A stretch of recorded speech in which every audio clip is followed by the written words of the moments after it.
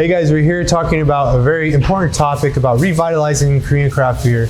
We're going to talk about the greatest party in South Korea when it comes to craft beer. That is a beer festival that is so wonderful that you'll never forget it. Back to like GKBF back in 2017. Okay. That was good, man. That was a really good festival. That was around when I almost first came to Korea. I hadn't been in Korea very long. I wasn't really well versed in the craft beer scene then, so what made it special? It was well marketed. You know, all of the more recent festivals, I feel like there's no marketing, there's no desire for people to come. So I think instead of trying to do things ourselves, we need to find good partners who know or can do the marketing well for us, I think. Right, it's not a party if there's no one there to party with. Exactly. And, you know, you need this right type of people to be at those parties, because like we talked about before, we want to make this industry sexy again. So it's for me. We know a rap about it. No. We could rap about it. No, we won't. Yeah. So can we call the festival Brew Force 2? Yeah. Oh, we could. Yeah, if we keep brewed in Korea. It would not be a bad festival name. Yeah, so I like that. Craft beer festivals, there was like a certain drop off. Maybe it was a few years ago. I'm not sure exactly when. Festivals used to be big, successful, lots of excited people. And then there was like a period of stagnation where the festivals kind of like dropped in popularity. What I think happened was people in the industry, they saw the organizers of the festivals making a lot of money, and they thought they could make that money instead. So they kind of cut out the organizers. That's what I remember. And that resulted in really badly organized festivals, badly marketed, and just less and less people coming. And I think that, you know, happened at the same time as interest in craft beer went on a bit of a wane, probably for the same reason, right? Less events makes less people interested. I think some of the festivals, at least in Busan, used to have better performers, and then the level of performers kind of started to drop off. Yeah, maybe, but I do think like if it's even if it's just good beer and more relaxing vibes, like the GKBF they'd have performers, but they weren't loud and in your face, kind of like the ones that they seem to have in Busan. So it was more like a relaxing place. People would sit down and have a beer together. They'd put like fake grass. But Busan seems a bit more like they're trying to put on K-pop show. Let's talk about environment too. Like, what would the feel be? What kind of music would they play? What kind of people would be at the festival if it was a perfect jazz festival I went to a couple of years back? That was really nice. Like kind of more relaxing music. Is this one in Daejeon? Well, it was in Seoul somewhere. I forget where. I was taken there by somebody. What was special about it that you? Just the vibes, man. The people. I felt it was like more like a picnic, relaxed atmosphere. People go and get beer. It wasn't a beer festival, but they were selling beer there. So people were really sitting out on blankets and stuff. Yeah, I mean there was wine, everything. It was really nice. More like, as I say, a picnicky kind of feel instead of like intense in your face, like rock music on stage. I think like when you do that, you turn everyone's attention to listening to the music, whereas I think if it's a more relaxed atmosphere, then people can just enjoy the company and talk to their friends or their loved ones. Do you feel like jazz is the right music for craft beer, or do you think that is just a festival atmosphere that was what? That was a good festival. I don't think you need to be like stuck on what kind of music. I think it can be lots of different types. But maybe beer just needs to partner with some of these festivals and just be there. Yeah, and the festival experience here in Korea is very different than, let's say, festivals in the US, which might be some of the festivals that I'm more familiar with. Tell me about them. Almost always outdoors, usually very loud, very crowded in America. Right. It doesn't really matter what kind of festival it is, really. If they sell alcohol and there's live music, people will just show up for the experience of hanging out outside in loud music. True that.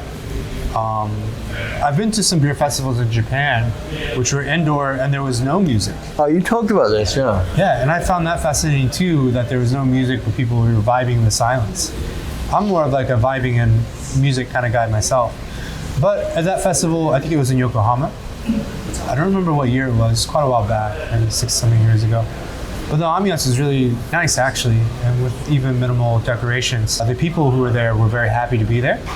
And people serving the beer were very happy to serve beer there as well.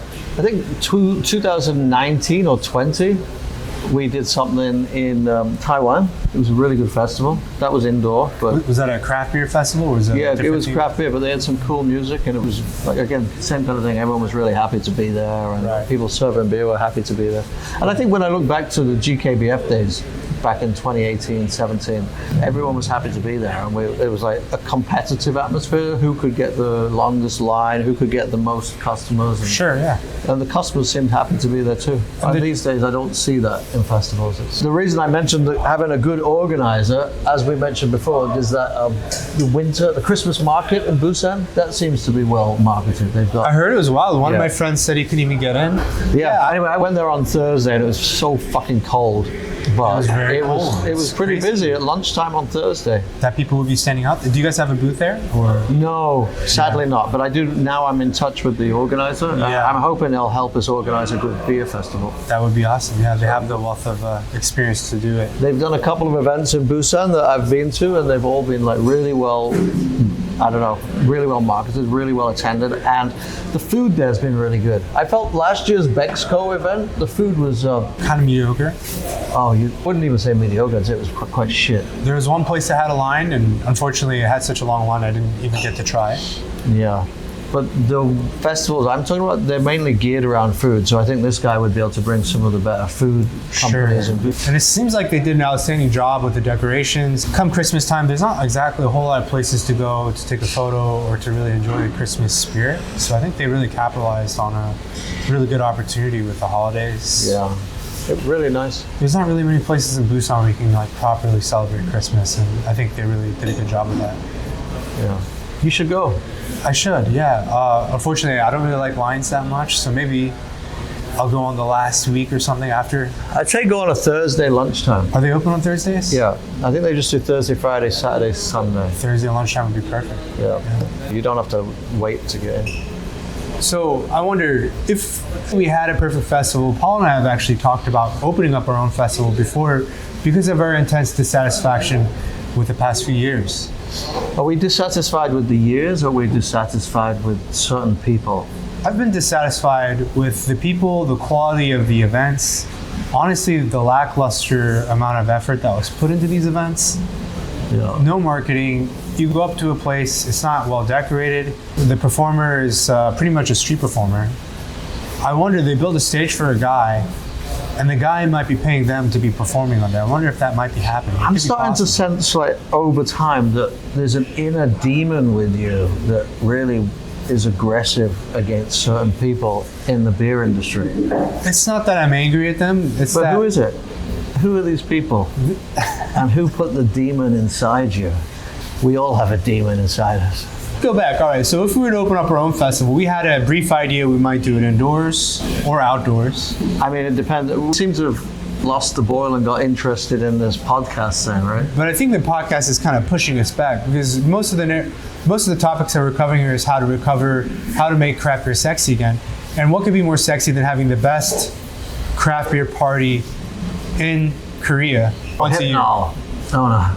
I think that we should do something outlandish, kind of like what we felt when I went into Magnanimous, where it kind of transport you to another world. So What's have this? the beer festival. Magnanimous. Well, we talked about one of the Oh, best. that one. Yeah. Well done. We could do a festival that's got a complete different vibe, playing music that you normally wouldn't hear at a beer festival. We could do pro wrestling as an event. I'm in, man. I think we should do the executive fight club. So we get like brewery owners and people like that, and we'll pair them up. We'll get your gym and other gyms to train them to fight, and then who knows? You and I could face off in a battle of, This isn't the first time Paul's mentioned it. I think Paul's mentioned about 10 times that he wants to fight me. people would bet on you winning. I don't know. I'm not much of a fighter. I don't want to. What color belt are you? We should do the executive fight club. I've got a lot of backing behind this. We could get quite a few people involved. Really? We could probably do it at somewhere like the Park Hyatt. He's really keen to do it in the ballroom there. But I get Team Mad and you to do the training. You've already found a venue. I'll do it if I can fight Ryan. He could win if he hit you. I think so. He's quite a heavy man. That's right. Anybody could win. Yeah, so I think we should do stuff like that because it's about making things more fun, more sexy, and more... Right. Anything more entertaining. It doesn't seem like people are really thinking outside of the box. Well, we are. Maybe that's why that Christmas festival did so well. They really did a lot of outside thinking, right? They did a festival that wasn't really, there hasn't been a festival quite like that one before. No. And you know what? When you look at it afterwards, you think, why hasn't there? It's crazy, right? It's a no-brainer that something like that would work. Christmas is huge. Christmas is huge. Do you believe in Jesus? Depends on the day. Okay. This is what I like, and you always edit this stuff out where we don't know what we'll to say. We'll leave this one. I think you could leave all of it. Yeah. You wanted him to come and do a video today, but he wouldn't do it. Josh from La La Land. That's correct. The technical director of Lalamond is here brewing Brewforce 5 with us today, supplying us with the wonderful yeast, excellent product called Philly Sour. I'm not a massive fan. Yeah. It's when you come to convenience, that's probably It is convenient. Not the best, I don't know, depth to the sour profile, but Right. it's interesting.